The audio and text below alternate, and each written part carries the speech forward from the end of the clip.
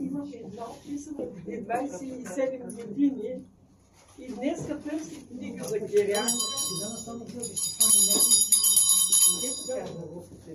Здравейте, скъпи приятели! Днеска темата е малко по-нагъчкана, но като цяло водим го седма тема, ако си спомните на 1 февруари беше 5-та тема. Значи в този един месец тук в тази зала ни дойдоха на гости БНТ, да им разкажем накратко за клуба. Ама то от клуба интересен отиде към мене повече, но така един нещата са се свързани, погостуваха тук, взеха едно интервю, което по някое време ще бъде учено. Когато бъде излъчено или най-малко ще пише във Фейсбук. И може да ни прожектираш които нямаме. Кой знае какво, нали? Няма значение. Отметнато е.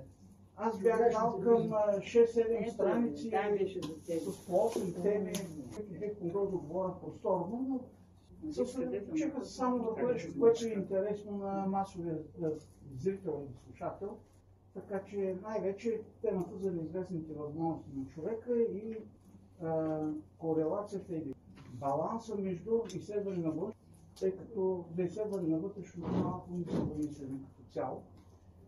Днеска е 1 март. Честита баба Марта на всички. Вънка усещане по стопли са, плюс 6 градуса, не е минус 5. Там човек съвсем друго нещо. Така че очакваме да дойде по-топличко време. Преди да започнем, днеска темата, знаете, Кочето Каменов ще разкаже за своята последна книга, която скоро излезе. 40-та поред. Не. Има още 11 сега. Така. Кои чакат в издателство. Още не е излезнал. Още не са излезнали. Така че Али Бабай 40-те книги ще го след той ще направи кратко експозе, въпроси и отговори, за да стане ясно горе-долу какво е това съдържание. След това един наш нов приятел, Крум Чешмеджиев, ще разкаже своя подход към света край себе си, т.е. как вижда той човека, космоса и всичко останало, както каза. Аз го редуцирах за една дума, светът през погледа на програмиста и инженера-програмиста. След това смятам, че ще има достатъчно време, за да ви запознае с най-новите разкрития по програмата Разкритие в Америка. Искам да изкажа благодарности на Бай Ангел, който помогна за пренасенето на архива на Леля Жана през. Така че най-новото по темата, това са разкрития на висши военни от чин адмирал с една звезда и началник на контролна група по сигурността при изследване на неземни космически технологии, т.е. извънземен интелект. Но преди да започнем, по традиция давам думата за приветствие и за откриване на седмата сбирка на Бояна. България ще така да откриеш и да кажа. Бойко? Да. Бойко. Хайде, що виждам. Сега, здравейте на всички, аз съм тук с моята приятелка Кирянка Самцука. Искам да ви кажа, че най-напред да ви честита баба Марта. Това стихотворение съвсем случайно намерих книгата, където е стихотворението баба Марта и реших да го прочита. Баба Марта. Има чисто българска традиция една и никъде не съществува по света. От конци пижа и пен да се плетат и с честита баба Марта да се поздравят. Мартеницата красива е ръчно плетиво. Да сме живи, да сме здрави е пожеланието. Бели и червени като нейната гама, тя пътува по света, течак зад океана. С пристигането баба Марта знак ми дава, че пролетта се вече задава.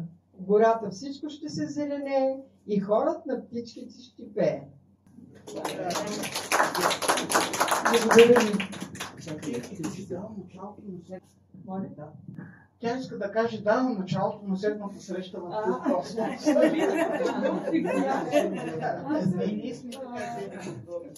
По-дълбокият смисъл, особено в Индия, е, че индийците приемат индийците приемат, че който се природи през който учили през пролетно-летния цикъл, това ще е чел 24 марта до 24 септември, отива директно в тая. А който учили през зимния цикъл, есенно-зимния, той вече посива там из Крамолите.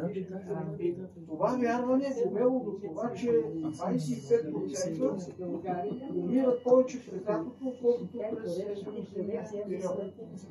Предполагам, че ние, бидейки, може би малко хора знаят, българите, когато тръгват от Бог, от Бохара, ако някой звъни, нали, навън когато цар е оставил сина си да управлява Бог, а той е бил цар на царе. Имало един конгломерат от държави, които са го били избрали като пръв между равни, както по папата. Да той остава сина си в Балх и той отива и превзема Индия. И 3 века Бог и ти управлява с Индия. Това малко известно, и си го знаем.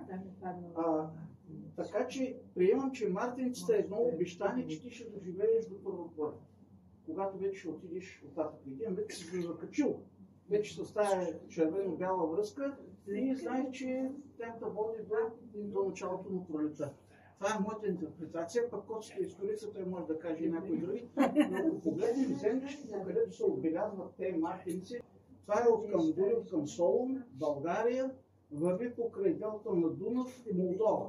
Всичко това нещо е с мартеници и мартеници кой не ги прави? Китайците. Макар че напоследък са възродили за неята. Давам дума за Накочето Камено да разкаже за тази хубава книга. Дори чисто визуално, като се погледне е хубава, а пък предполагам, че се заповяда има думата. Не, аз първо ще искам извинение, че ще ви чета, обаче да се вместа в самото време, което имам за това. И започвам от тук, откъде тръгна проекта Откраднатата българска история. Предполагам, че тук почти всички знаехте и моите събратели от интелектуално звено Корени, Бог да ги прости. И от тук трябва да кажем, че съществува всемирно бяло братство, което почти всички знаят за него. Нашето интелектуално звено също искаше да се вмести в тяхното дело и да помогне с каквото може. Ние решихме от своя гледна точка да направим няколко свои проекта, един от които беше Небето помни, да разгледаме цялата протобългарска история и корените на предците.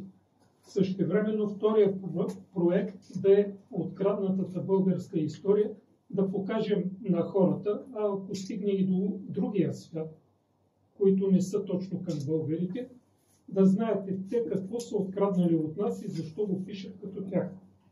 И третия проект тръгна точно тук от Клуб Космос, живата симбиотика или симбиотиката, където ние искахме да дадем единното за целия свят, а не да се гледаме през граници.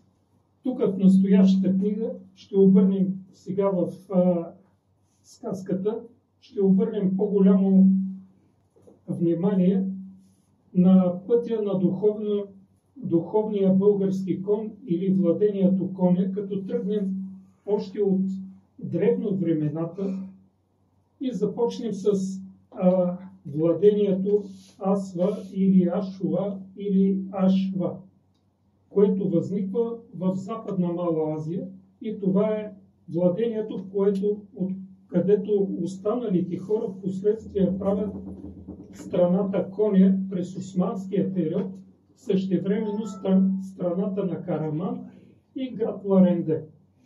Владението Коня обаче е възникнало от преселението на прототраки в древния им период, древно Тракия, когато ги наричаме, и те тръгват от района на средните Родопи, от групата на древните Даи. Тяхната група единият им клон прави хетите, а другият клон в Западна Мала Азия създава първото владение Асва, което в последствие става Арцава а самите те са назовавали себе си или Асуа, или Ашуа, което значи кон. Това са първите хора, които са облагородили коня 3-2 хилядолетие преди Христа. Същевременно от шумерската столица Унук излиза другия клон от протобългари, който също е тръгнал от нашите земи, но е тръгнал от района на Пиринско, Македонско, Западно-Родопско като район. Там са наричани предимно Паластайни, а в Южен Шумер те са създали столицата Унук, която днес през старогръцките писания и някои други такива текстове знаем като Урук, но те се самоназовавали Унук, което точно значи столица. Ето карта на коня. Да, само че другата карта, направо ще я покажа, те са били тук горе и когато като Арцава, западното тая цялата част, когато са разбити окончателно, те се разделят на Лидия, Кария и Троя. Всички те са все наши далечни предци, няма какво да си ги приписват други, но вече са свършили. По-важното е да се знае, че Асуа или Асфас е коня. Същевременно от шумерската столица Унук, когато вече Шумер е като разбит, излиза протобългарския тракийски клон, като преди това те са били паластайни тук на Балканите при другите траки и същевременно преди да направят центъра на ариите като Согдаи, те създават хоритите Балхарис и държавата Митани. Същевременно при хоритите Балхарис има една по-малка групичка, която се води от някои като различно владение, те са живеели конфедеративно един с друг и това са куманите, където при тях са наричани Кумагена, Куху, по различни начини, защото пишат за тях други народи. Ако прочетете древните извори, предимно ведически и други от Средна Азия текстове, зороастрийски, ще разберете, че куманите още тогава са живели заедно с български клон, защото самите те са протобългари също и нямат нищо тюрско. Освен това, тук е много важно да се знае, от хоритите Балхарис, първата част, хорити, се нарича Хари, Хор, по различен начин от едното, където са слънчеви, Хор.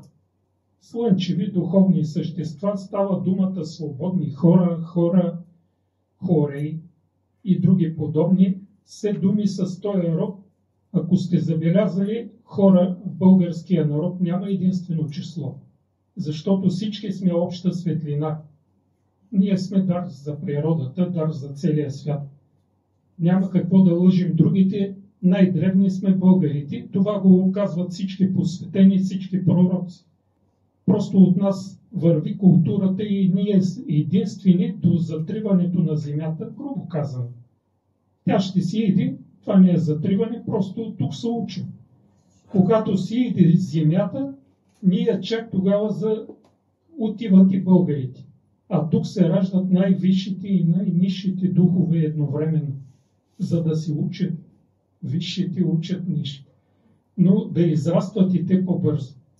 Същевременно от думата Хари, която се е ползвала при хоритите Балхарис, излиза и Арии. И Арии значи благородни, обаче тук трябва да кажем нещо много важно.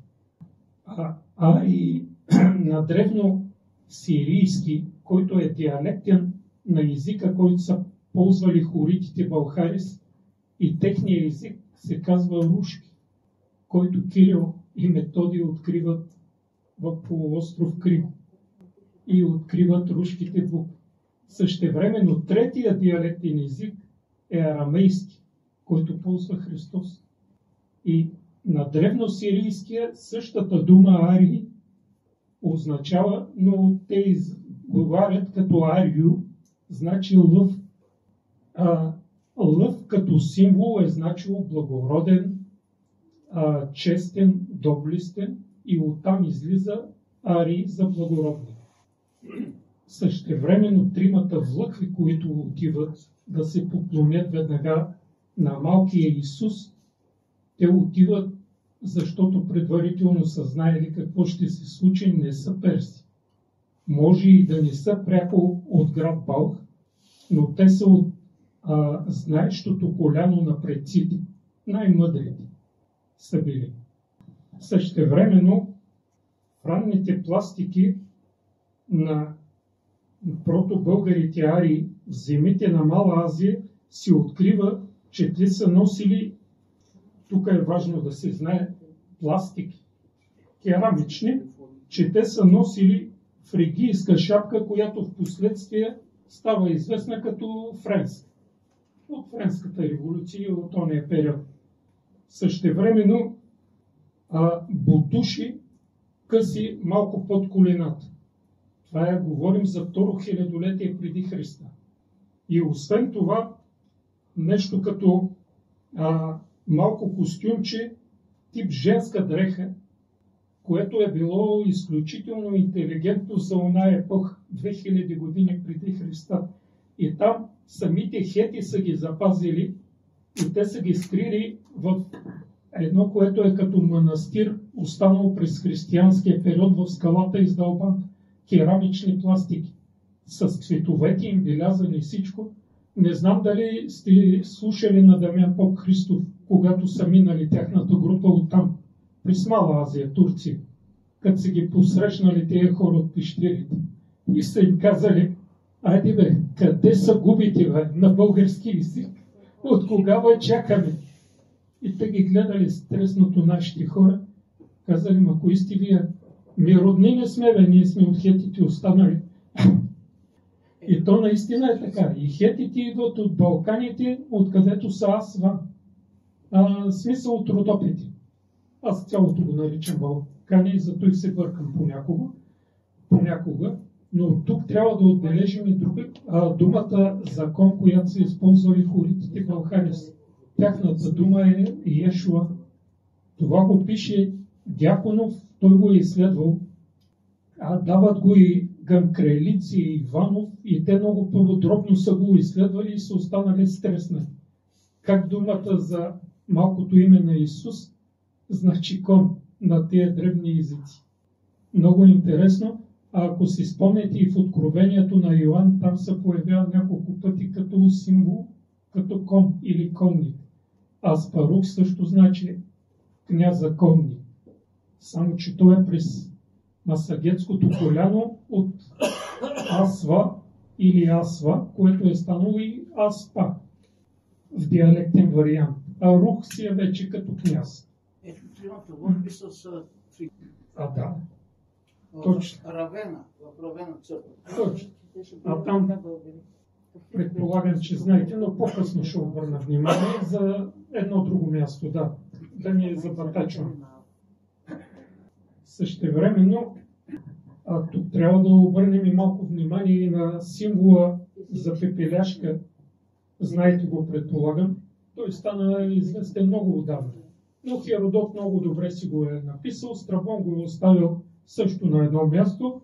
Това е родопската тракийска принцеса Родопис, която Иахмус, втори фараона, я открива на едно място и се говори с нея, разбира колко е мъдра, а в крайна сметка се разбира, че това е тракийска принцеса, отишла там рано в египетската територия и си живее. Тук пак трябва да се върнем малко назад към старите книги на Корени. Видя се, че още при Черноморския потоп предците ни тръгват големи групи на изток, други в Средна Европа, но тези от изток последствие са допълнени от една друга група, преселили се от тук и правят и фараонската, жреческо-фараонската група на Египет. Други създават Шумер, трети продължават на изток още, но спирам до тук, защото това е към друга книга. Скандинавският цикъл от легенди, познат като голямата и малката Еда, всичкото слово и духовност, откъдето идва познанието им в тези книги, е легендарната страна Валхала, която е първата Балхара, изговарена през диалектни езици. И е споменавана не като Балхара точно, а като Валхала на арийските ни предци. А литовската легенда, тя е много важна да се знае, от 14 век, говори за първия испански крал, познат като княза Болгорус. И те не знаят откъде е дошъл този Болгорус с такова име, толкова различен от тях, от всички други, а той прави цялата Испания. Митологията на келтски надпис за голяма битка се славят Фир Болг и хората, познати като хората на Бог, дошли от Тракия, която те наричат страната Дану, защото термина Дан при траките е за голяма божествена река. Те през водата траките са виждали божественото, докато другите ни групи през коня са виждали най-вече божественото, арийския ни клон и азиатско-скитския ни клон. От тук келтския клон, който е отишъл в британските острови, се разбира, че по-голямата му част е от европейските тракийски разклонения, познати като келти. Другата група, като гали по-скоро, извинявайте, другата група, която са келтите, са от азиатския ни клон. Тук ще ви кажа и за една друга значима легенда, която е позната чак на китайците, за наш княз, познат като Хун, и който е живял към арийското ни скитско поляно, това значи масагетската ни група, и този княз е бил познат със своята сила и голяма мъдрост. Той е бил потомък на владетеля, но никога не взима властта, остава баща му да управлява и жреците. Същевременно веднъж те били на война. И почва голям потоп в Каспийско море, което до тогава е много по-малко и е като езеро. Тогава хората отиват при него и почват да му се молят, да им помогнат, че всички ще се издавят. Той да им помогне. Той им казал, не мога никакво действие да направя, защото нямам право по закон. Обаче почва да ги гледа как се молят, как някой от тях вече потъват дори под идващите води и тогава не успява да се сдържи, отива, повдига земята и прави бент. И тогава Каспийско море спира да се разширява на изток, където са арийско-скитския ни клон, и се образува в тази форма, която е познат до сега. Същевременно връщат се жреците и владетеля. Първо го поздравява за това, че е спасил децата. Баща му го поздравява, след което му казва, обаче знаеш по закон, трябва да те изгоря. И казва той да си направи сам хлапето, да си младежа, Хун да си направи сам кладата, той си я прави и по този начин не иска и баща му да страда дори за делото му. Отива и ляга, баща му само пали кладата, той изгаря. Обаче от пушека се възражда като небесен дракон тип ангел, който е познат чрез термина Юи. Сещате си, предполагам, как се пише Юи на латински. Ипсилон с две хасти от края, както е наличен при седмолъчната розета от единия край. Това е едновременност на мъжкото и женското начало в един елемент. Или първоначалният свят без взрив също може да бъде възприеман по този начин. Съществуват и двете. Много силен символ, нашите са го пазили от много древни времена, имат го зафиксирани и в легенди, които дори китайци ги казват, арменци, в някои тайни кръгове, а същевременно ги казват, че това са свързани с нас, а не с тях. нещо невероятно. И същевременно появява се при арийския Никлон в град Балх, появява се великия премъдър княз Заратушла, който носи името Спитама.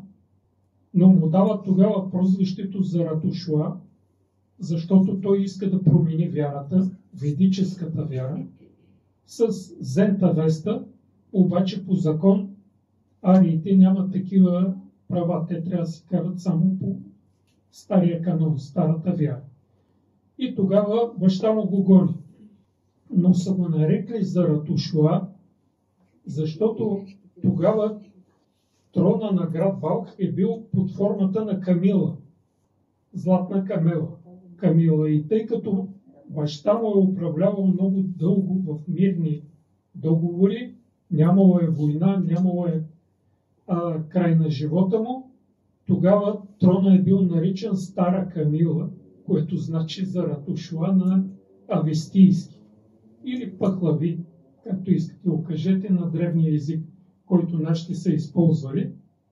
За съжаление, тогава го приемат само в Мидия, която, приемайки го заедно с вярата, Зентавеста го решава да се прекръсти и на Персия заради воинското племе, което е при тях Перс. Но тук по-важното е, че това, което дава Заратушла, има много предкорени на Христовото учение, когато Христос идва и го спуска отгоре.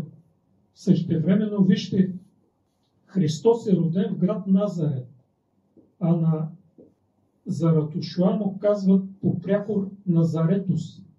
Същевременно учението, новото учение, което не е ново, защото Христос казва, аз не съм дошъл да дам нещо ново, а да възстановя изопаченото старо. Може би трябва да го кажем възстановен завет. И това негово учение или възстановеното ни учение вече му казват благовестие. Същевременно авеста значи благовестие. И много такива съответствия има от различен род. Същевременно предполагам, че сте чели за богомилите, много от вас, и знаете как самото богомилство поема корените си и от зороастрийството през манихеите и през павликяните частично, и от християнството през самия апостол Павел, който зарежда тук учението, и съответно през истинните думи на Христос, които не са игнорирани при редакция на Библията. Същевременно Христос, не знам тук вече дали сте търсили, дали сте се запознали, в Гециманската градина се моли към Отец или Отче наш с думите Адонай на арамейски. Същевременно траките казват Адонис, но ние го знаем как гърците, старогръцки са го записали. Те записват винаги накрая с С. Може и при траките да е звучал точно Адонай, но не знаем. Тук вече не можем да кажем. И при траките не при елените, защото техните окачествявания не ги приемайте за напълно точни. И при траките Адонис значи Отче наш. Докато Дионис е Бог наш или Бог единствен Бог, същия Дионис. Елените пак не го предават в тая форма. Може. Да. Ато е от началото бе Словото и Словото бе от Бога. Да. Дото е нотата на Бога, звука, първо. Нито е за ние, за общността, и съто е за нас. Това означава.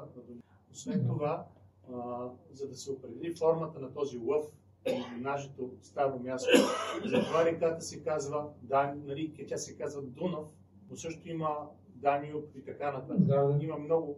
Не, има Данаис, Данапър, Данастър, Седан, където минат на големите реки, винаги ги именуват Дан. А примерно гетски и дакския Никлон отиват към Средна Западна Европа. Почти всяка малка река, която се влива северно от Дунав, наричат Марисус. Същевременно хетите, ако разберете и техен клон, който е останал, днеска е в източна Турция, кръщават такива реки Маришо. И ги има още. Само, че е така хората си ги казват. Бързо. То имам много. И аз мислех, че се вмествам, че е прекалено малко. Ами, добре, ще спомена само френския поет Пиер дю Ронсар, който е изцяло с български корени. Той сам си го пише, че поет от тия земи. Някои считат, че по-скоро дявол му е дошъл от тук. Неща да си признаят още. И жалко за самите тях. Знаете, предполагам, за Алонсо де Охеда, който е Драган Охридски и е направил картите чак до Южна Америка и при първото пътуване с кораба, тук пак ще кажа, но не го приемайте вече от мен за истина, защото аз така го видях само през една стара марка, която след това не можах да открия никъде, а на нея пише кораба на Христофор Колумб, че не само Санта Мария, а Санта Мария де Булгария. Той знамето му е с бяло-зелено червено. Да. Но когато точно ги нямаме фактите, по-добре да не твърдим на другите, за да си е истинно до край. Кочен само за момент. Извинявайте, има много и... Той е бил, Драган от Охрид е бил любимец на Кастилска, как се казваше? Да, на кралицата. Изабел. Те нали са женат, но с краля. Но преди това той, Христофор Колумб, иска пари за експедиция. Но още не са изласкали Маврики. Там идва на тази песен, от Севилия до Гранада. Маврики, столицата им била в Гранада и те са планирали да правят офанзива, да ги изтласкат. И му казала ела след една година ще дадат средства за корабите. Нашият човек, Драган, е бил левен. Той е бил капитан на десантчиците през крепост. Един вид като черна барета. Те са били с стълби и стълбарите са били най-смелите, които с щитове се качват горе и правят през мост. Той е бил началник на стълбарите и пред столицата на Испания е правил пирует на една града, която е опъната на крепостната стена навънка и той с шпагата си е правил ката да покаже, че може да стои на градата и да побеждава. После той става един от тримата капитани. Те са били три каравели. Едната е Христофор Колумб, другата е Драган от Охрид и третата е един друг. Фактически Христофор Колумб се полъгва там по едни острови, Америката открива наши. Ама да не отиваме чак на това. Чакай, тук да споменем и друго, че Америкови случай му е помощник на нашия Драган Охридски. Така, сега, да съзнай. Нека малко да попуснем свободна дискусия и господин Полизов, много ме е драго да се види. Абе, какво откраднаше, бе? Коцан са крайни, не можах да разрася. Тук се втурнахме в тези Не за кражбите. Просто да съзнае. Ето, гледам, че тази книгата. А не да се гордеят с нещо, което не са направили, защото те потъват. Значи, това ми е жалко. Тази книга аз предполагам, че който като един криминалист е тръгнал като един следовател и казва: те откраднаха това, оне откраднаха това, трети откраднаха трето, четвърто, пето. Какво откраднаха? Значи това е втора част. Ние пишем изопачено. Ще си ги присвои. И тук накрая гледаме една много схема за корените на европейските народи. Те всички са свързани с нас, защото сме най-древни, най-мъдри, но на земята, нали? И ние помагаме на всички европейци, извинявай, да възникнат. Не да стъпчем на тях, а просто им помагаме да възникнат, защото всички сме еднакви. Ние живеем за единното, те живеят за разделението. Или ги разбират. Най-общо разбирам, че българите са структуроопределяща хора, които знаят как трябва да функционира една държава. Един от богоизбраните народи са. Как трябва да се структурират инфраструктура. Трябва да има администрация, трябва да има градове, трябва да има пътища, трябва да има войска. И те знаят това нещо как функционира. След като го знаете, може да го предадат на другите народи, да си правят държави. Може да се сблъскат, може да се приятеляват, но така или иначе. Гледам аз, книгата е много интересна. Много интересно. 200 страници. Някъде. 200 и още 200 страници.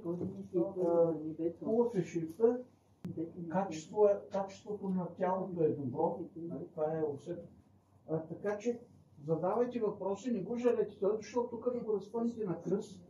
И после, тъй като има 11 книги, които предстоят да бъдат издадени, ако нещо усетиш, че греши, би могъл да коригира още преди да излезе. Но ако пък придобие още увереност, може да допълните, предстоят да бъдат издадени. Добре. Заповядайте, имате думата. Не се притеснявайте, който ще тук, за да отговаря. Аз така го разбирам. Наберете смелост. Кате? Още не. Заповядайте. Господин Каменов е много интересен автор. Много информация, синтезирана по обем и така паралелно я съпоставя, че ние просто фащаме нишката и корените на това, което той вижда като историческа реалност от всички извори, които успява да ги обедини в едно звено, така че да наубеди в истинността на това, което когато се проверят самите извори, се оказва, че наистина е така. Той много правилно напипва хронологията на този исторически материал, който е много древен. Много рядко се намира източници за него, за да се опрем и се мотивираме на нашите дълбоки национални корени и да наубеди в истината, че българския народ, не само като нация, като духовност, е нещо много ценно, което света не познава или пък иска да го замете под килима и да мине метър, защото завистта е огромна в съвременето. Той трябва да бъде подкрепен като автор на такива материали от национален мащаб, а може би от световен. Не случайно доведох човек, който има връзка с българските дружества по целия свят, да познае с Константин, за да може да се постигне една гласност дори сред българските съсловия в другите държави по света и по този начин другите народи да бъдат запознати с нашата истинска история, защото тя е много сакрална, много ценна и в основата си съдържа божествения порядък.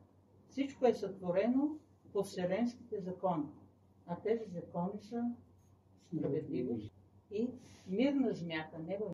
Да, благодаря. Браво на това. Значи, бихме могли да кажем, че тъй като ходството е привършенето на местната теория, автохтонната.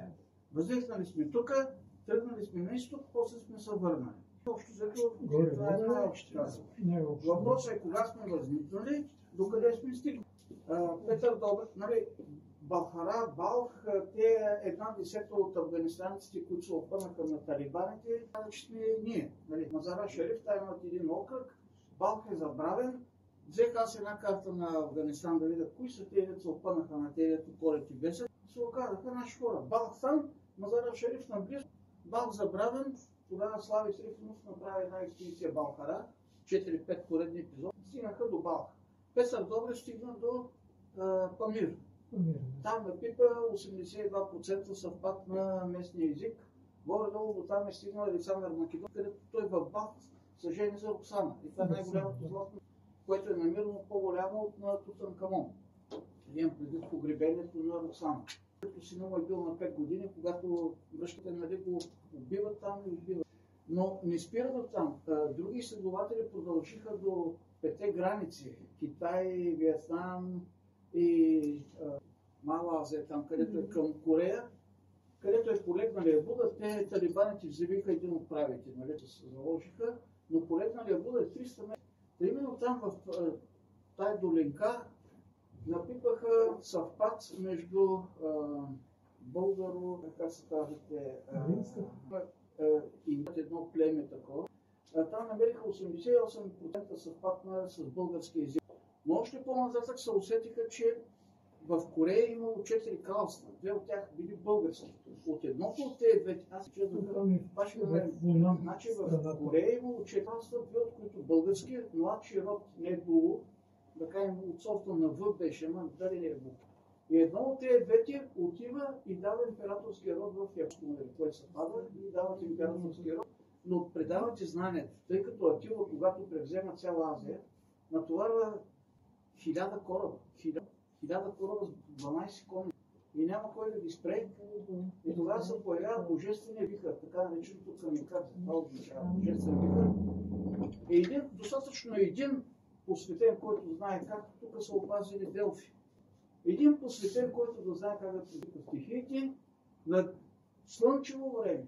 1000 кораба върват към наклони. Изведнъж се появява буря, завихля се всички кораби и коми унищожени до нула. Спомняме си римляните, когато атакуват Делфи. Слънчево време, хубаво, тръгват нагоре към Делфи и по средата на път земетресение почват да събират се облаци, почва да вали суграшица. Градушка част. След малко лови вика, пак отиваме да раздаляме Делфи. По същия начин и те се отказват. Отиват в Елевсина, там където са етическите мистерии, унищожават градинката с тичат и цялата унищожават мистериите, древните, вечерта правят стан и в началника, нали, те неща се предават, те се знаят. Въпросът е колко стари. Колко струва намерено за потока в черно? То са много по-стари.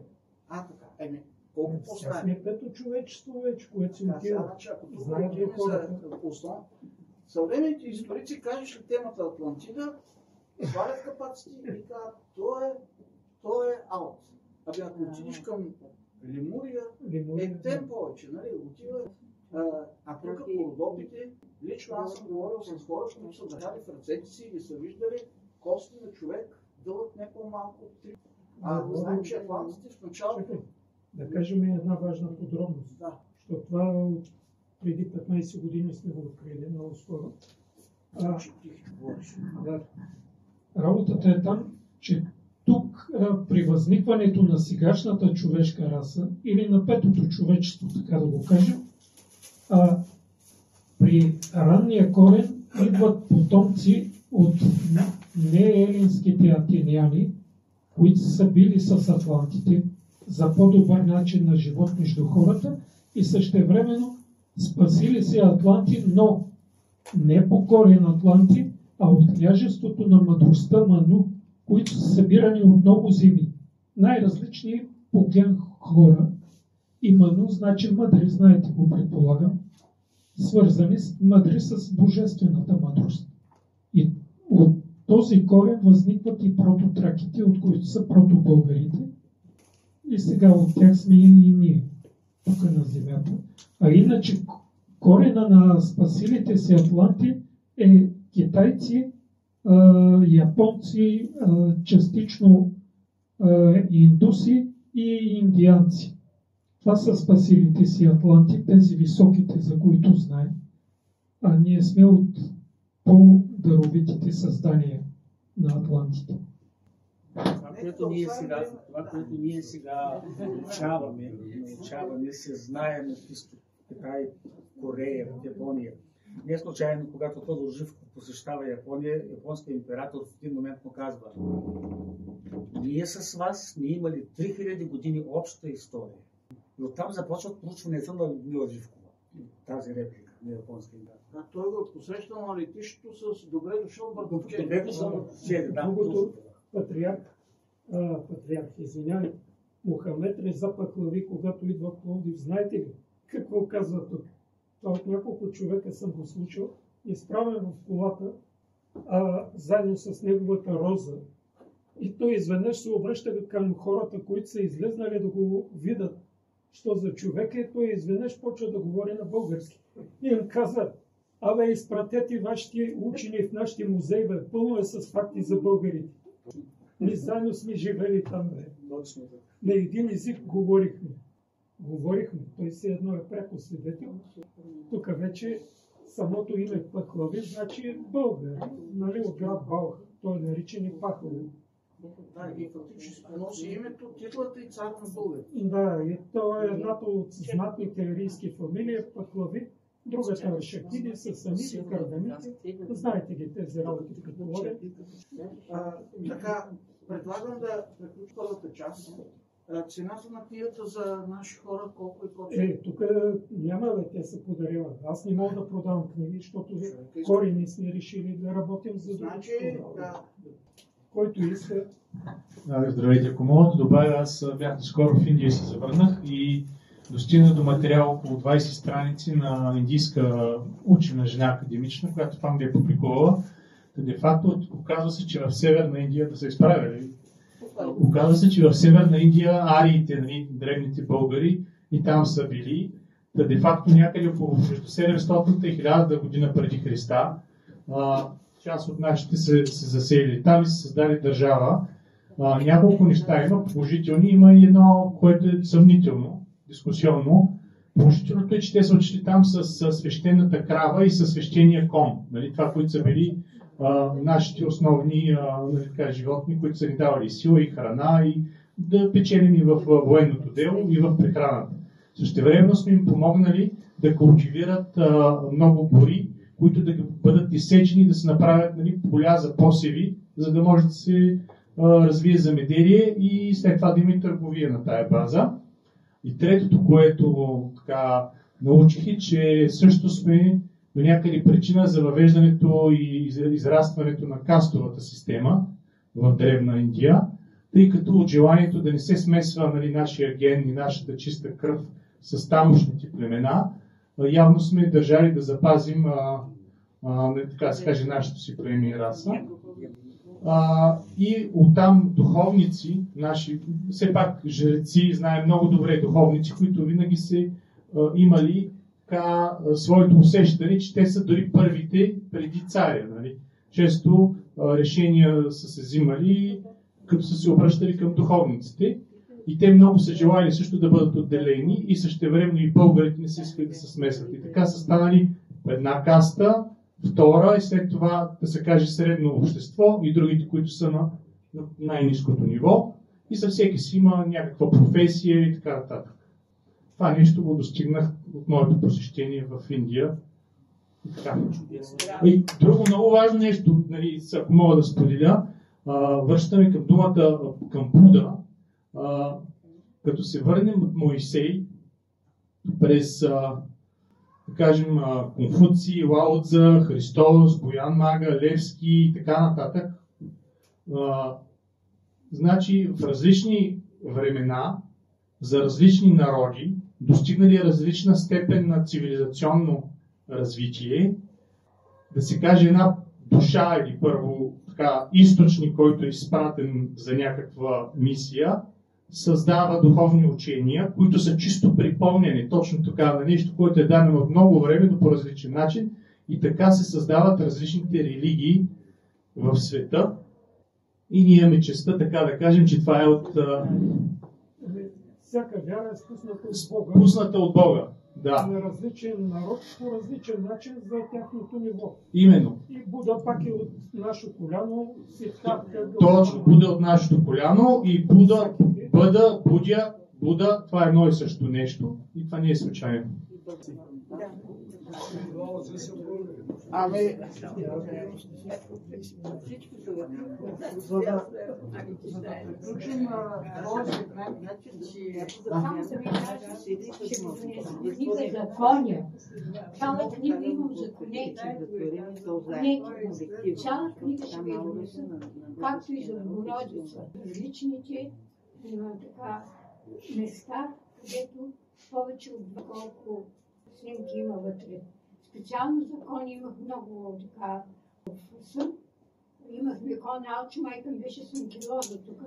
Много го обичахме. И си спомням, че Стралба Блажева, която е пак от повечето светове учител, изпратена на земята, тя е от Хасково, паметника на Гинес е там. И тя казва, истината ще бъде позната най-напред в гръцки език. Това е словото на учителя. И тя сама каза, аз ще се замина в много важен празник. Това беше Преображение, 6 август тогава. И когато бяхме на Рила, Дойдоха от Япония. И аз рекох, ще ви кажа само какво значи преображение, преминаване на човешкото съзнание по пътя на непосилни страдания към истинство на живота. И това е, когато го казах, от Япония скочи, който знаеше английски език, нали, преображението, и тогава стана. Даже имаме фараон, учителя казва, че... Благодарим на Недялка за взетото отношение. Преминаваме към последната част на първия сегмент. Това е тегляне на късмета. Все още има някой друго космическо яйце. Коце по традиция да видим какъв ти е късмета. Бръкни в торбата с змиите и изкарай нещо.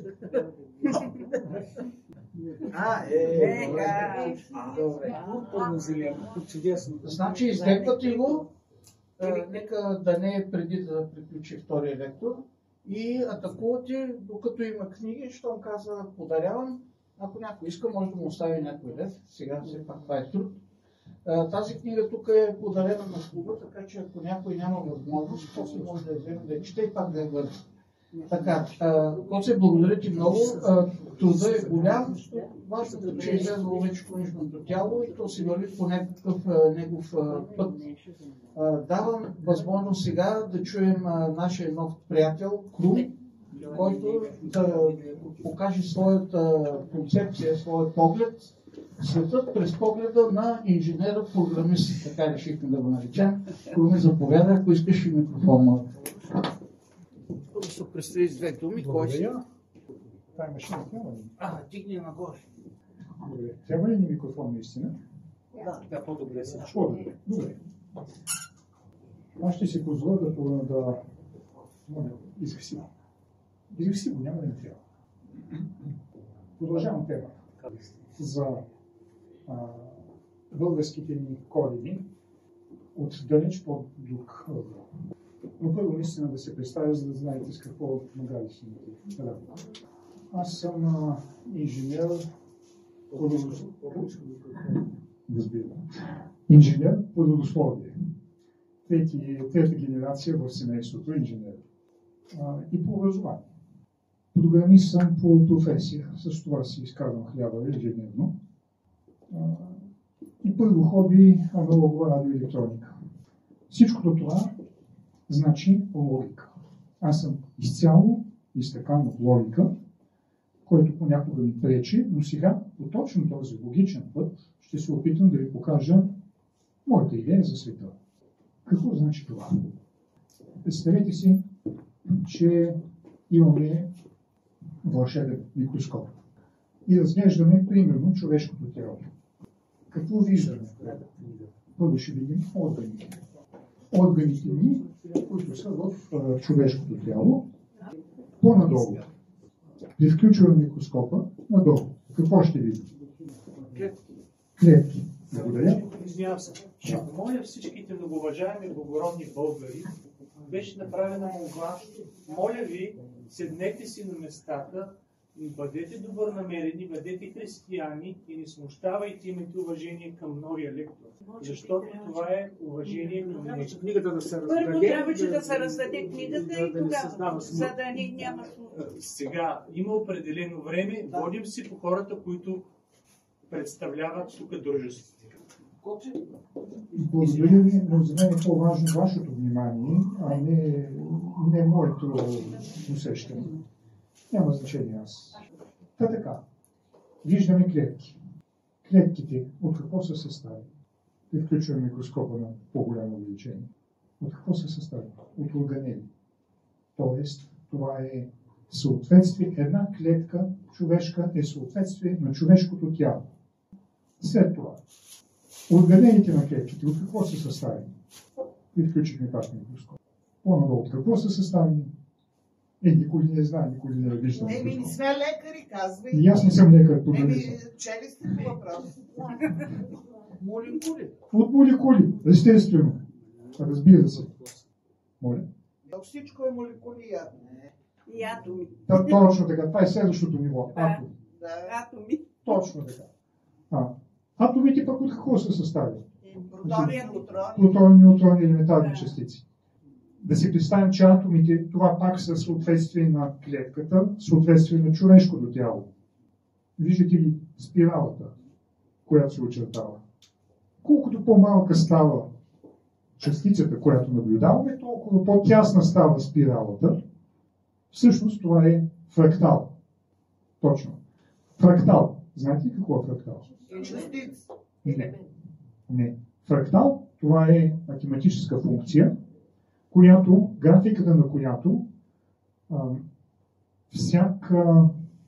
всеки малък елемент от нея повтаря структурата на цялата графика. Иначе казано, да речем тази картинка.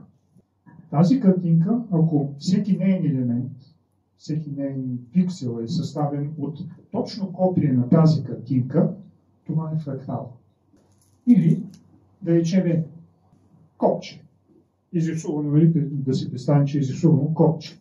Да, но рисунката, линията е съставена от мънички копченца, които изграждат голямото копче. Това е фрактал. Смисъла, който се опитвам да ви предам, това е, че на практика нашето тяло, нашите органи, нашите молекули. Точно! Очите ми. Ето го, фрактал. Буквално. Точно. Сърце, което е съставено с ръчица, не си го представих точно така, но това е също вярно. Благодаря. Супер. Да, аз виждам света по този начин. Всички тези вложени структури представляват същата структура, но в по-малък мащаб. И да продължим по-нататък. От какво са направени елементарните частици? От кварки. Кварките от какво са? Има субатоми. Кварки.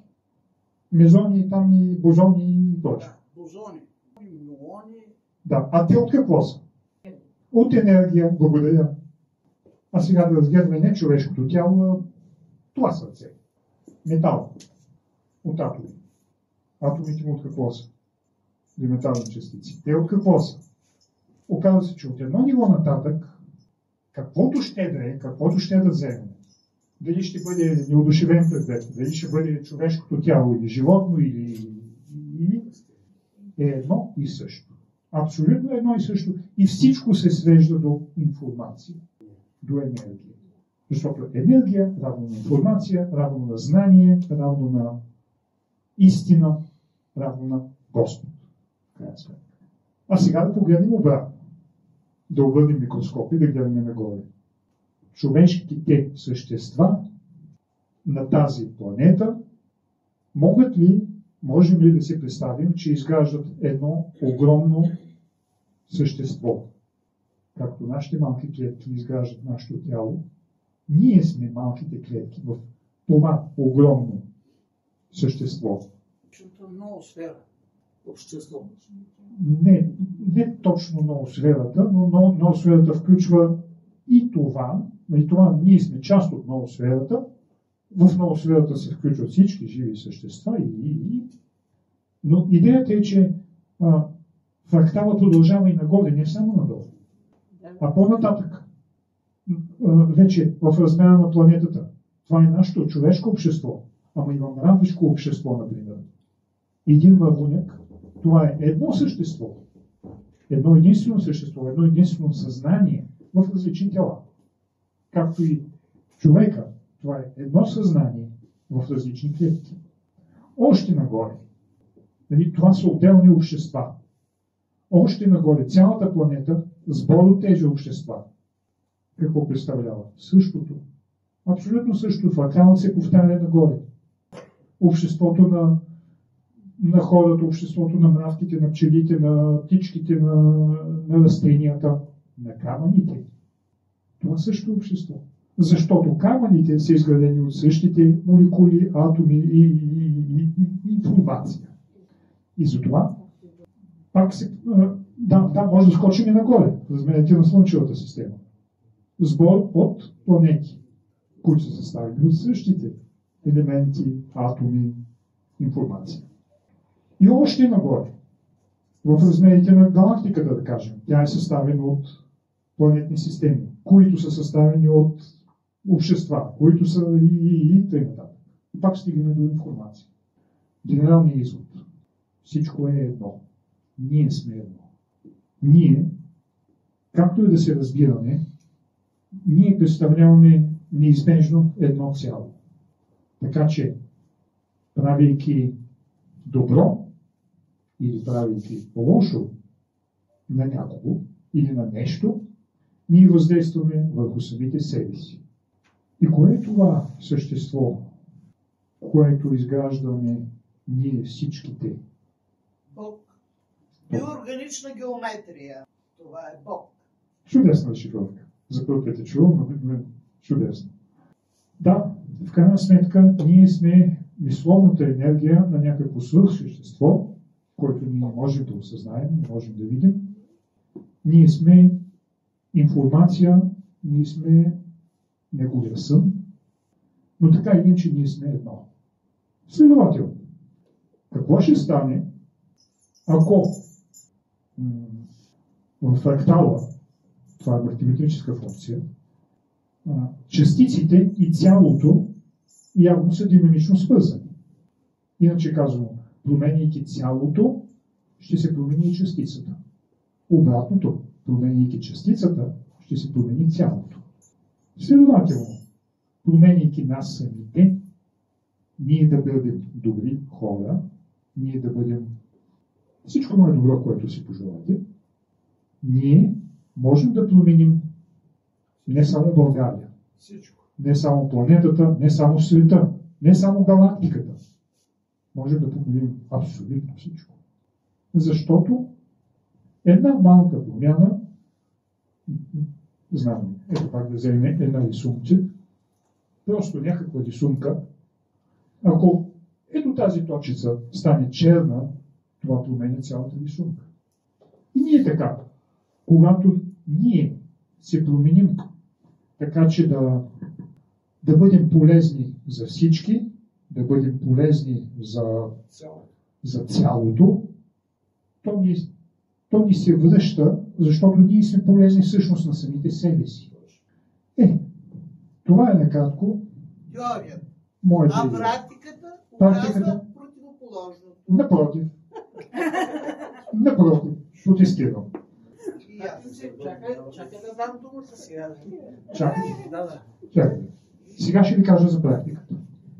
Преди около година бях много зле физически. Преди 2-3 години почина баща ми. 3 години той живее при мен и последните 3 месеца бяха особено тежки и за него, и за нас. Но от него някак си прихванах лоши навици, така да го кажа. Той поради възрастта си, а аз покрай него просто започнах да не се грижа толкова за тялото. А преди това, 25 години, аз се занимавам с йога. Занимавам се предимно с йога, иначе какви не други практики са минал, включително таглизъм и неща. Това ми дава поглед, между другото, да мисля толкова глобално. Аз почвах да изоставам. В един момент се хващам, преди година и половина, примерно, че аз не съм се къпал с месеци. Не съм обръщал внимание на тялото. Не спортувам. Всичкото това, което съм го правил, вече не го правя и се опитах да застана в някаква сяна, там една от най-простите. Не мога да влезна. Не мога, тялото ми отказва. Стигна до извода, че тялото е било замърсено. Въпреки че аз през цялото време чиста храна ям по-ли обаче съм го ял в грешната пропорция. Съответно това пак изкривяване, което ми влияе зле. Така че не само химическия състав е важен, а и пропорцията, съответно и времето за прием и т.н. Там вече медицината има думата. Щом стигна до извода, че тялото е замърсено, стигнах и до следващия извод, че трябва да го почиствам. И понеже на практика ние, като човешки същества, не можем да влияем на нищо друго, освен на нас самите. Единственото, което можех да направя, защото откажението ми какво? Аз живея в чиста среда, ям чиста храна, но самия аз съм бръшното в войното на след стаята. Извинете. И трябваше да се почистя. И започнах да чистя. Започнах малко, почнах да уча, почнах кой не. Съответно, появиха се.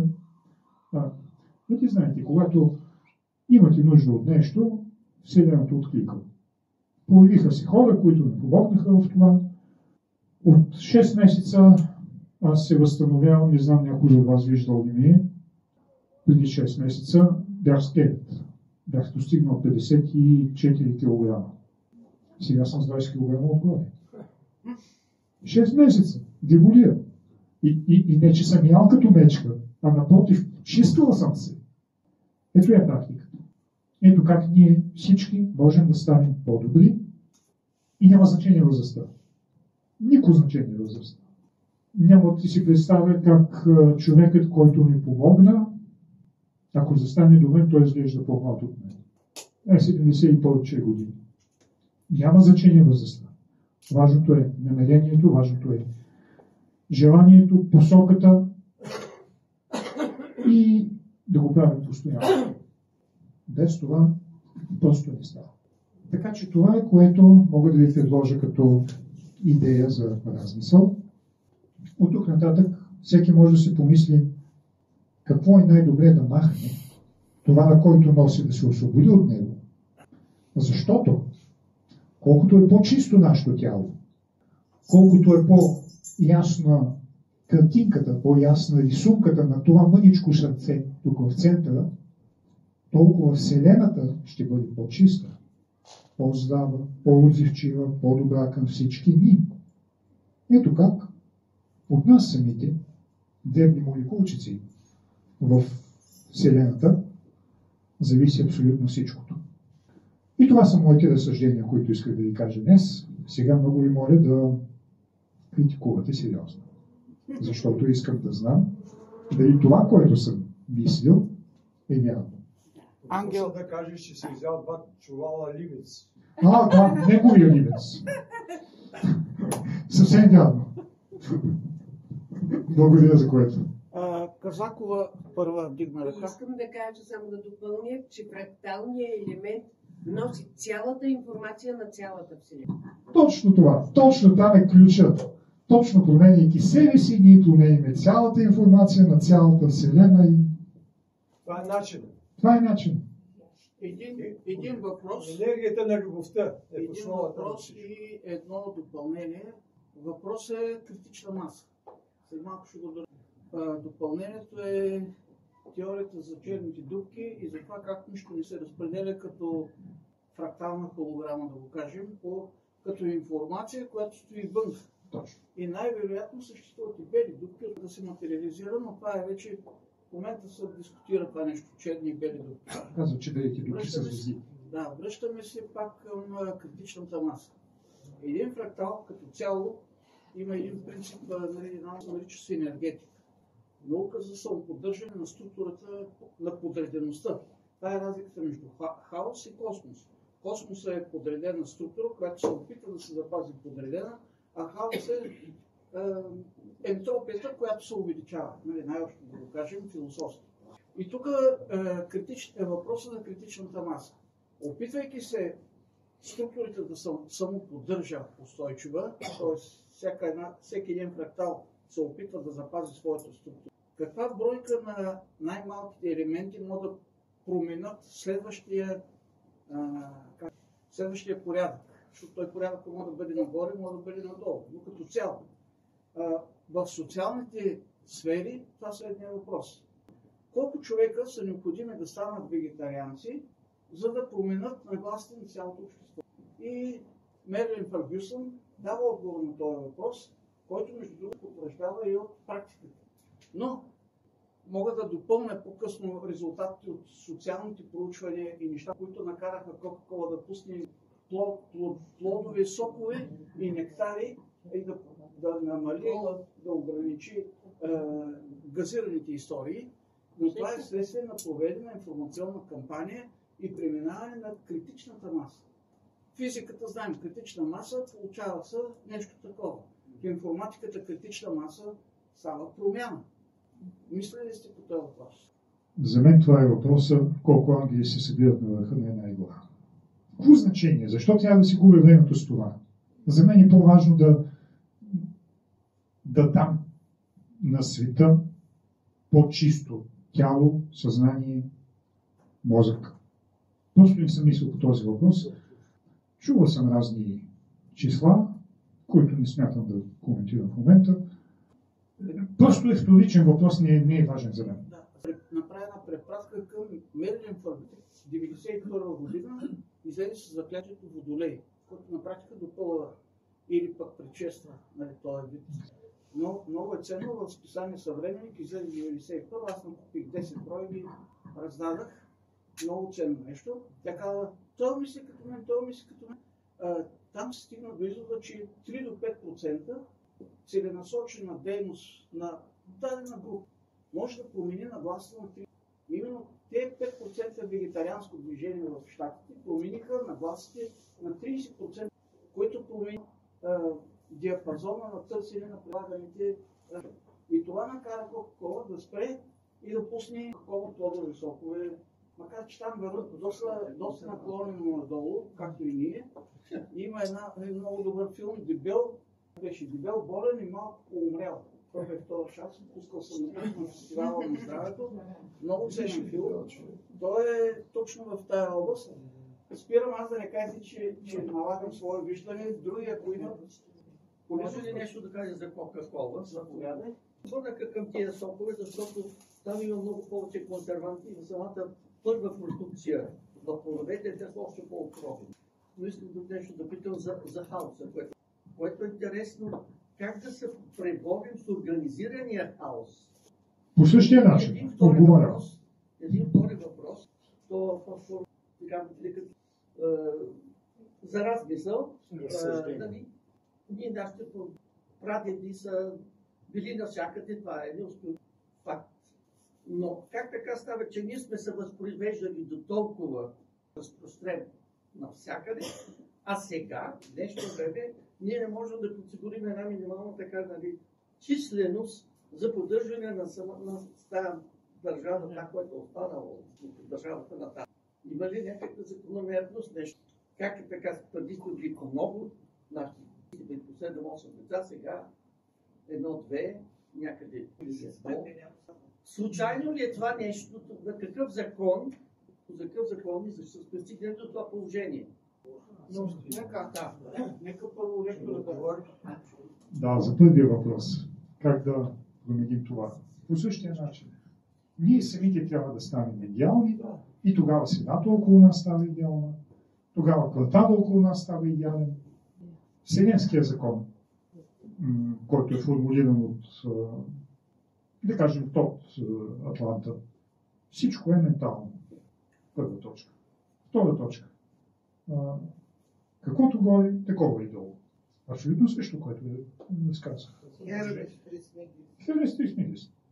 Тоест, ако ние искаме нещо, ние трябва да сме това нещо и Вселената го прави. Защото Вселената, това сме ние. Тоест, не може да има черна мозайка от бяли камъчета. Искаме черна мозайка, трябва да вземем черни камъни. Искаме бяла, бяли камъни. Съответно, ние какво искаме? Елементално. Защо България е в това положение? Защото ние самите повярвахме, това е мое мнение, разбира се, ние самите повярвахме, че най-важната ценност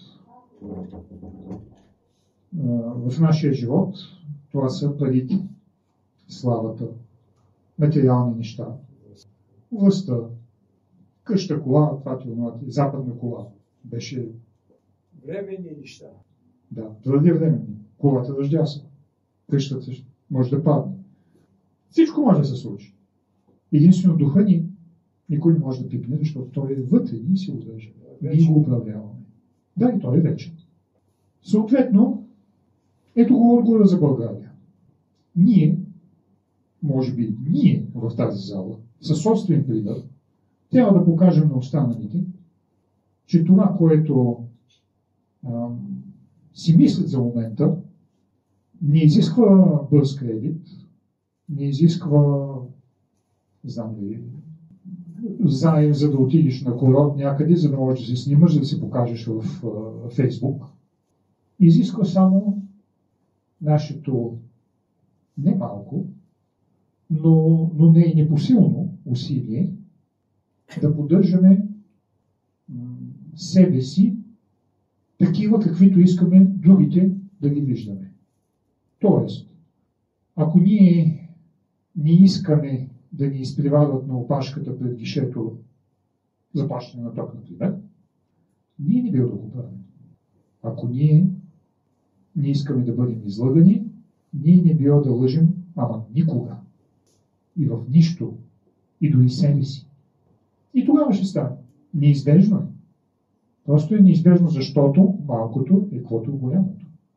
Малката клетчица човек в обществото, ако се поддържа такава, чиста, здрава, умна, силна и прочее, обществото неизбежно става такова. Надявам се го говорих. И поради тази причина раждаме малко деца. Точно. Вие сте прав, обаче това е едната, по-скоро пасивната страна. Човек е поставен често в ситуации, когато трябва да защити вижданията си. Ако се озове в една чужда среда, хората те убият абсолютно наобратно. Ти не изявяваш и не защитаваш и не доказваш с поведението си. Вие ще бъдете премазани. И точно може да постигнете и обратния ефект. Аз от личен така пример мога да говоря. 1989 година, по стечение на обстоятелствата, се намерих оттатък в демокрацията. За 3 месеца преди събитията и на мен ми беше ясно, че такова нещо не съществува. И казах на колегите си, молете се, демокрацията да не дойде тук. Колегите, които имах, възпитани католици, в неделя са ходили. Не може през останалото време да работиш и да възхваляваш сатаната. И казвам, не види пречи, не види, ама ние сме. Това не трябва по този начин да... Ама вие сте какъв комунизъм. Те не познават собствената си история. Това, което с нашата младеж сега това. Първото нещо е образованието, което беше старото европейско образование. С тия католици, ако ти не си отвориш уста, да им кажеш, че те не знаят това, че те не знаят онова, че те не знаят собствената си история, те не могат да разберат. И след 33 години, когато напуснах и се предах за пенсия, тези, които ми бяха най-големите врагове и опоненти, ми станаха най-големите приятели. И с тях продължавам да поддържам връзка. Но е била една перманентна война. Ама перманентна. Това ни чака. Затова искам да кажа, че не може човек да бъде абсолютно така пасивен, защото само на теоретично основа. Да, аз работя върху себе си, показвам, но трябва и да защитаваш. Това не е пасивност. Да защитаваш.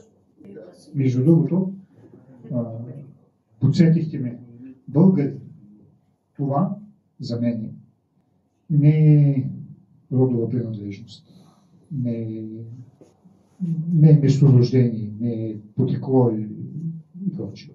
Не е лична карта.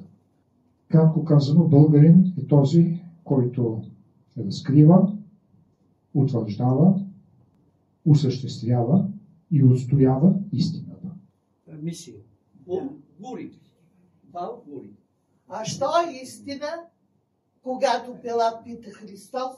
И Христос Христос не му отговаря. Точно така, защото Пилат няма да стигне до него. Аз питам, защо е истина? Що е истина? Да, какво е истината? Истината е равно на закона, равно на Господ, равно на знание. Който няма достатъчно знание за тялото си, може да го замърси по най-добрия начин. Да, заповядайте. Истината се разбира, когато всеки си извърши, когато всеки изгласи въплъщението на земята и когато го направи, той е в абсолютната истина, спечелил Царство небесно.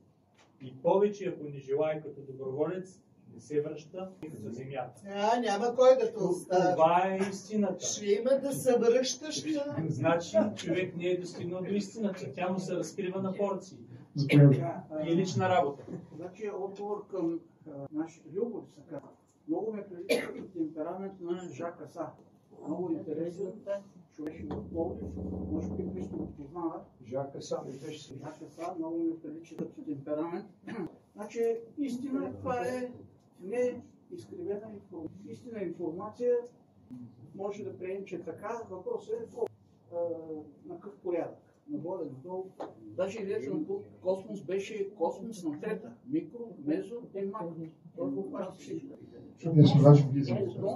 Структурирания хаос. Значи на практика колкото повече нараства ентропията, толкова повече отиваме към смърт. Тоест, отиваме към разграждане на структуриране. Това е ентропия. И казват, ентропията никой не може да върви към малко числа, тя винаги нараства. Това е някакъв принцип на термодинамика, която не позволява вечни двигатели. Само, че някои неща си имат и всички закони. Ако се върнем пак към енергетиката, която се третира от структуриране и деструктуриране, хаосът, за да бъде ефективен, трябва да бъде и тая е структурирана, има някакъв порядък в себе си, но тя е насочена. Така че, когато се знае ДНК-то е като материя и антиматерия, но ако разгледаме в принципа на симетрията, антиматерията е издухана, приема се, че в началото на големия взрив имала лед превес, не е точно ясно какво е това антиматерия, макар да се би могло да бъде получено. Тесла прави в ЦЕРН това се опитва да намерят антиматерия, дори ако могат да изолират. Само че може да стане голям проблем. Там в момента са в малкия цикъл, а правят един голям цикъл. В България наши даже когато бяха почна демократични промени, бях в София, но тяло си вика не си прави иллюзии, работи си. Ти си вика тук на тази голяма отдолу, само че купуваме радиоактивни материали от румънските, от българите. И това е стратегически, говорим за ядрена физика. Българите, социалната структура. Защо? Едно време е имало нужда. На планово стопанство. Имаш нужда от работна ръка. Къде ще ходиш да плащаш? Правиш деца. 10, 12, 15, баща ми века му късно говореше. Абе, направиха вика 12 лица, 2-3 паднаха вика в казана водата, някакви се попариха, умряха, те даже в началото не ги регистрират. Чакат да минат 2 дена, ще живеят. Айде не в църквата да го... Обаче, имаше един за 95-та. Народа са шашки точно тогава моите души. Ние пък на тук казахме, ще правим деца. Може да е трудно, може да не е ясно. И точно там има един такъв. От тогава тръгна нагоре малко. Сега това, че малко от планка да се усетят стабилни, така наречената пирамида на Маслоу. Айде махаме го Маслоу, Ейбрахам Маслоу. Нека да отидем към Джихашви в грузинската школа. Дмитрий, като беше там тяхния шеф, теория на установката, Дмитрий Узнацев. Страница и половина едно изречение. Джихашвили направи 11 нива пирамида на потребности. Когато задоволиш това, човек чувства сигурен. Може да си купи апартамент, може да има едно дете, може да има и 2 деца. Гледаме едни малцинствени групи, да кажем цигани. Айде, роми да ги. Поне бъкът, те живеят ден за ден, те са на индийско племе, дигнало да прави бунт в Шамбала, уния ги изгонили, проклятието никъде не свъртат държава. Това е происхода. Те работят ден за ден и ако има структурирана материя, българско село, те стоят там за да краднат. Ако българите излезнат, циганите са махнат. Те гледат да чопнат от нещо структурирано, да го дематериализират, гледат друго. Обаче, в момента, когато те стигнат на ниво по-високо, станат доктори, юристи и инженерите, максимум 2. Обаче, ако имаме структура, да кажем принципа на придвижване не по земя, въздух, сега да кажем с тези водородни двигатели, с тези въртележки, рано или късно не е толкова далеч времето, когато няма да има нужда, ще се каже, примерно до 1000 метра е местно, 10 000 метра международно, 20 000 континентално. Това не е толкова невъзможно. Близост. Когато това отпадне, изведнъж цялата земя става едно, тя няма да бъде запазена тази граница. освен ако не стане тотална, какво беше там, империя. Тотална империя, тогава всичко става, обаче пък може да бъде тотална демокрация. Айде така да кажем. Демокрацията не е работеща система. Някаква комуна. Айде, тип комуна. Това е куха система, не е работеща. Големите проблеми. И тук идваме до ролята на нашия микро. Да кажем, тук 2000 имаше голям проблем с General Motors, направиха електрическа кола, която изведнъж се оказа, че е много ефективна, много търсена. Произведе 10 000 бройки, в един момент отгоре като казаха, няма да правим електрически коли. General Motors изтегли колите и ги прати на... И тогава излезе един филм, кой да би електрическата. Ние тук съответно всичко на момента и отиде махалото от другата плоскост. Народа започна да възмущава. Как може? 15 години по-късно, 2006-та, сега 2024-2025, значи 19 години, махалото пък отиде в другата крайност. Да, сега всичко. Някаква комбинация. Сега се наливат луди пари в водорода. Защо в водорода? Ами защото на Марс, на Луната намират вода, има да кажем с генератор на Рос или нещо друго, радиоактивен елемент, който прави топло, прави електричество и електричеството разлага. Могат да получат водород, могат да получат и кислород. Кислородът поддържа базите, водородът дава гориво. И чак наскоро започнаха да работят по нови принципи, така наречените плазмени двигатели. За сега руснаците са най-напред, колкото ни очакваме. Искам да кажа, пирамидата, когато основата е спокойна и ясна, има по-мирни времена, а мирните времена зависят от силите на Слънцето и така наречените чужденци. 23 години. И когато е пик, ние е благоприятно. Нито за култура, нито за нищо. Време войни, социална революция. Когато няма слънчева активност, е благоприятно за културна дейност. И затова сме намалили тези сбирки един път месечно, за да мине този период. В момента този пик, който е, аз го планирам към края на този месец. Няколко години съм го заявил, би трябвало да пада. Има си точен механизъм за измерване. Казва се, че полюсите се обръщат на Слънцето.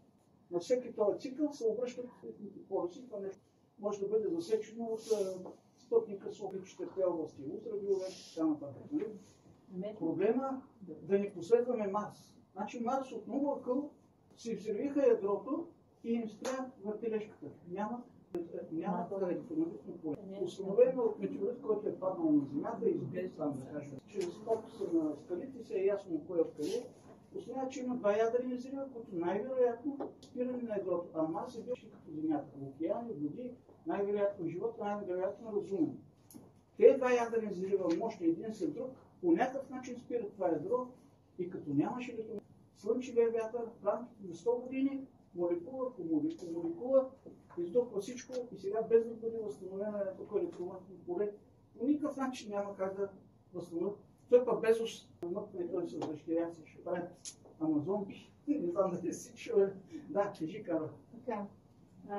Да не наказваме инженер Чешмеджиев, може да седне. Има столчето, може да седне.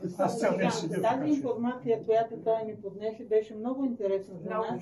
Тя е в синтезиран вид, много систематизирана и подредена в един логически порядък, който ни дава възможност да си припомним философските позиции и закони, че при едно качествено или некачествено натрупване винаги се стига от хаоса, се стига до дъното и след това започва една нова вълна на изкачване, на структуриране на ново общество, на структуриране на нов материал, на нови хора с ново съзнание и от вселенския разум непрекъснато чувам от различни източници, че ни призовават да развиваме колективния разум. Ето за това ни приканва инженер Чешмеджиев да развиваме колективния разум, защото чрез него ние ще постигнем новата градивна раса на квантовия преход е за това. Да се изчисти стария буклук и да се структурира вече новото явление, което е шестата раса. А това е много отговорна мисия. Как ще я постигнем? Трябва в образователната програма да променим много предмети нови да влезнат, защото има нови познания, които са които са дадени от Божествения порядък, и тези познания са свързани с вече развитите теории и откритите от дадени учени, но за предишната епоха на 17-15 век тези познания са били валидни, но сега те се променят. Затова учените откриват грешки, като професор Съргойчев откри грешка в теорията на Айнщайн.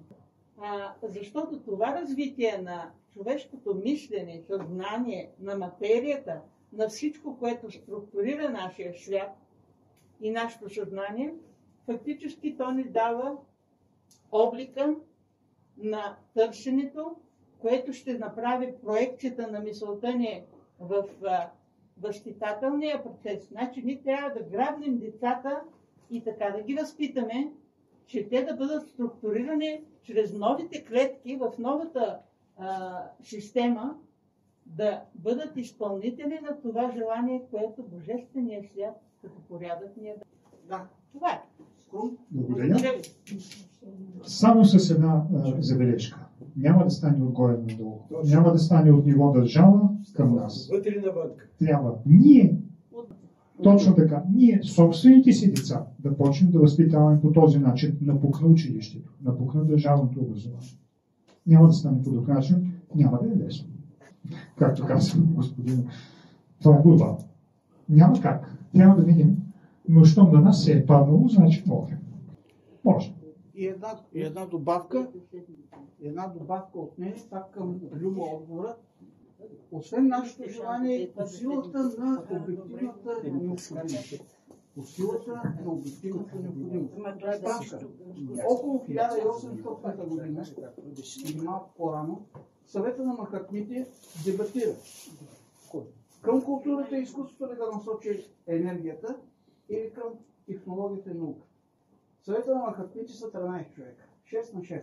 И с Мория накари глава на съвета, а между другото към 1800 става пълен прелом, проучвайки един по един Махатмите, пълна смяна на Махатмите. Целият управителен съвет, те са към 200 и няколко човека, са били 35-та година, 13 човека е управителен съвет, всички са сменени.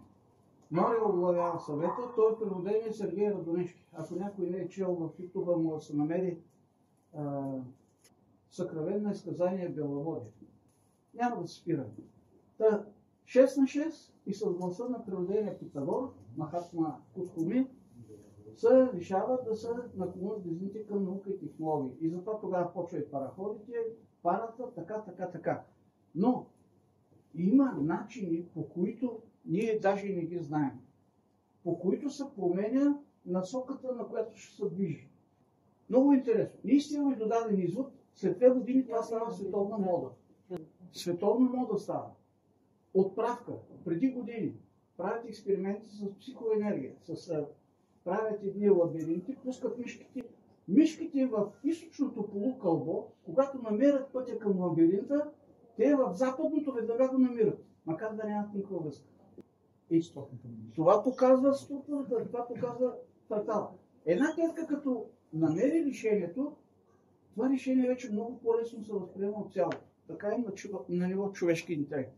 Едно съобщение. На 15 март в 17 часа ще има честване на сестра Жана. Къде? Тя е педагогическия стожер на Пловдив. Пловдив е духовна столица.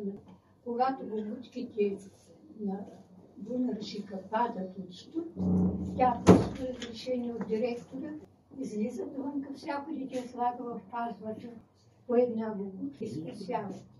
Тя беше, заповядайки на конференции, ще помоля да прожектира филма Жана Дарк. Място и час. Къде? Къде? Исторически музей Пловдив. 15. Исторически музей. Зала Съединение. Благодарим. 15 имам микрофон за вечер. Така, 15 Да, моля за тишина. държи микрофон. Само, че го забравя. Ами аз, като седейки в средата триъгълника, нали, всеки фрактално участва, нали, в цялото. Наистина за клетките, като става въпрос, всъщност всичко е в нашето съзнание, подсъзнание и чрез словото и чрез усещането и душата ние зареждаме и трансформираме новите клетки, които де-факто дават вече новото светлинно, ментално и всякакво друго тяло. Връщайки се индивида, това е началото, индивида и свободната воля. И аз съм много благодарен за тази намеса, т.е. чрез активността, чрез прокламирането така, именно на активността в тази себепромяна, ние ставаме един лъч светлина, който почва да свети силно. И връщам към колективността, към общностното. В никакъв случай самостоятелно това отвътре, само навън, но до нашето ограничение не става. Защото тази 3-5% критична маса, за която ти говори, когато е облята, говоря пак за тези фрактали, ако част от фракталите са заразени, така да го кажем, с ниво съзнание от по-ниско вибрационна стойност, то спокойно, като една лавина, може да пребори другото. И в този ред на мисли, аз за себе си знам, че си имам път на борба, а и тук само да добавя, институциите, инструментите, структуроопределящите механизми на държавност, нали, които ги държат както държави, така и общности на народи и така нататък, които отгоре се влияят. Тоест, без това обединение нали, всеки за себе си на долната основа на пирамидата, или по-скоро не на пирамидата, аз го наричам на цилиндъра, защото геометричната форма цилиндър не позволява някой, който и да е било то, дори и мравка, да вземе връх над нещо. Реално погледнато, цилиндъра е изграден от множество общности, като кръгове. И когато са изградени така, те са различни сами по себе си. Нали? Просто да го кажем, че са много общности. Изобразявам това, за което ти говори.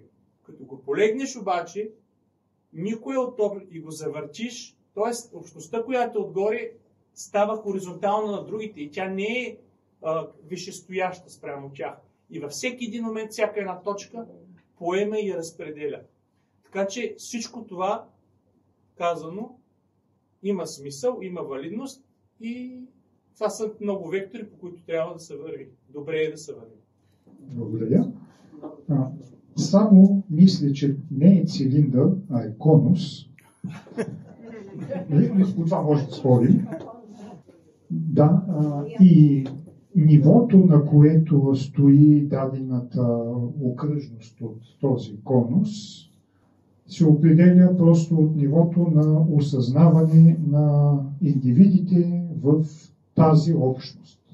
Средното, разбира се. Защото конуса има много други интересни сечения, не е само кръгове.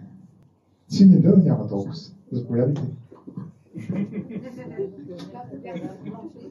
Непрекъснато повтаряше душа недялки, душа недялки, душа недялки. И аз се чудя за какво, нали? А тя извиква душата от дъното на този космос, както е мравояда. Иначе ти си вътре. Мравката падне, хоп, отива долу. И тя извиква душата да излезе навънка. Разбирате ли колко е важно? Тя зато и даде за Моисей, или за Моисея могъщ ще сияе. За Моисей също. Всички плодове тя възпя, всички плодове. Затова ви моля, това, което днес чухме, ние сме частица, израза на учителя, ние сме частица от това цяло, от тази вселена, от това слънчева система. Ние трябва да осъзнаем защо дошли, защо сме дошли. Да изработим един разум, рай има светлина. Значи нашия ум да бъде подплатен от емоционално нашите човек. Да няма емоционална уязвимост. Това, за което говорихте, че падаме на още един път. Благодаря за всички. Преди да връча, то между другото остана едно последно яйце, така че последната змия в турбата, но както е късмета, само да довърша веднъж. Имах една енциклопедия на космос, то са дебела, на руски. Четях така, сравнявах. Изведнъж наблюдавам състав на звезди. Еди какво си такъв процент, еди какво си такъв, целият спектър. Сравнявам го с състав на планетите, коренно различни. Отивам на състав на човека. 1:1 със състава на звезди. Ние по структура като резонанс сме 1:1 с звездите, а не с планетите. Така че от тая Коледа, подарявайки на всички по една звездичка, нали такава беше идеята на Коледното тържество, електрическа звездичка, така изпратих Легера Жана. Казах, ние тук сме съзвездие от звезди, всеки взима своята звезда и отива в своята планетна система да разпространява светлината. Така и в момента майканиците, които раздават на клиnika на Кледа, са точно